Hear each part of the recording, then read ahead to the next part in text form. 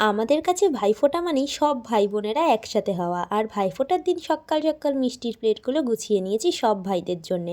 এদিকে মামা যেহেতু আমার মায়েদের মাসিদের একমাত্র ভাই, তাই জন্য তার আদরই তো আলাদা। প্রথমেই মা ফোঁটা দিয়ে নিল, গিফট আদান প্রদান করে নিল, তারপর মাসিও ফোঁটা দিয়ে নিল। এরপর আমরা খেতে বসে পড়েছিলাম। সকালের টিফিনে ছিল লুচি, ঘুগনি আর মিষ্টি। এদিকে দেখো আমরা গরিব ভোজনও করাচ্ছিলাম। যাই হোক, এদের কথা বাদ দাও। এরপর আমরা বসে পড়লাম ফোঁটা দিতে। আর ভাইদের কাছে ফোঁটা দিয়ে আশীর্বাদ নিয়ে নিয়েছিলাম, কিন্তু আমার তো দরকার আশীর্বাদের নয়, অনেক অনেক টাকার। আর আমার ফোঁটা দেওয়া কমপ্লিট হয়ে গেলে বোনরাও ফোঁটা দিয়ে নিল। আর এরপর আমি পা ধরে ধরে নমস্কার করে নিচ্ছিলাম, তাহলেই তো টাকা পাবো, তাই না? এইদিকে আমরা টাকা পাচ্ছি দেখে গণভাই তো পাগলে গেছে যে ওরও টাকা চাই, তাই জন্য আমি নিজের ভাগের থেকে কিছু টাকা ওকেও দিয়ে দিলাম।